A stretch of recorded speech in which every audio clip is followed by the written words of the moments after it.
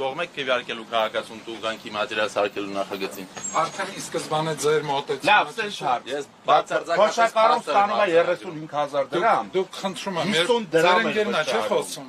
Ձեր ընկերն է չէ Դուք խոսում։ ասի որ դուք չեք ուզում պատասխանել դրա համար։ Ձեր ընկերն է խոսում։ Հա։ Դե խնդրում եմ, թույլ տվեք թող ավարտի, նոր դուք խոսեք։ Ես դες լսում եմ, ուղղակի ձեր ասած ասում եք ոնց որ ես սկսեցի, ես բացարձակապես փաստեր եմ ասում, կարող եմ ամեն ասածից ներկայացնում եք ժողովրդին տուգանքի մատերիալ ներկայացնելով այդ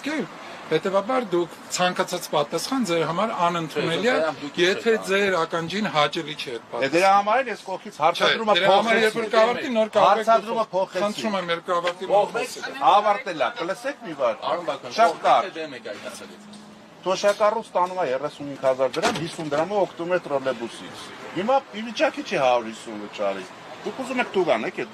թոշակառուին։ Հետևյալն է, ուզում ենք ունենալ լավ տրանսպորտ։ Չէ։ Հենց որ դրանից կարելի է 300 դրամ կամ 500 դրամ դնել։ Հարցեք տվել, ուզում եք պատասխանեմ։ Համեցեք։ Իմ կարծիքն եք ուզում լսեք։ Այո։ Պատասխանում եմ ձեզ։ Ուզում ենք լավ տրանսպորտ ունենանք։ Ուզում ենք բարեփոխվի տրանսպորտը, Թոշակառուի դերի ու հացի հաշվի։ Եղբայր, ավական եք, չէ։ Այո։ Ձեր անունը կհիշեցնեք։ Մանուկայում։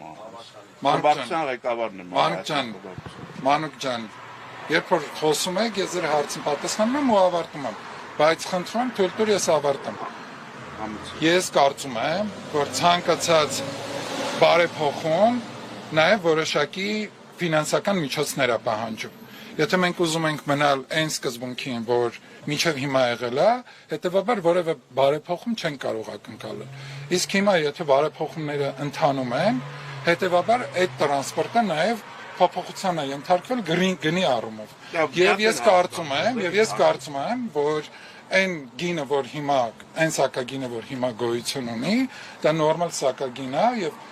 այն տրանսպորտը, որ ի տարբերություն նախորդ տարիների, որ հիմա ձեռք է բերվել,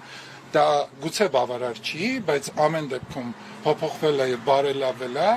եւ մարդկանց A կետից B կետ տեղափոխվելու վիճակը ավելի լավն է դարձել։ Հետևաբար դրա համար ամեն մեկը, ով ցանկանում է տեղափոխվել տրանսպորտով, դրա համար պետք է վճարի։ Մի հատ թիվ ասեմ էլի ձեզ։ Երևանի բյուջեն 25 թվականի 24 թվականի համեմատ շատ հակի 10 վայրկյան, որ վերջացած կլինի հարցից։ 25 թվականի բյուջեն 24-ի համեմատ 34.5 միլիարդ դրամով ավելին է։ Հիմա այդ 34.5 միլիարդից տրանսպորտի բարելավման փող չի գտնում, պետք է անպայման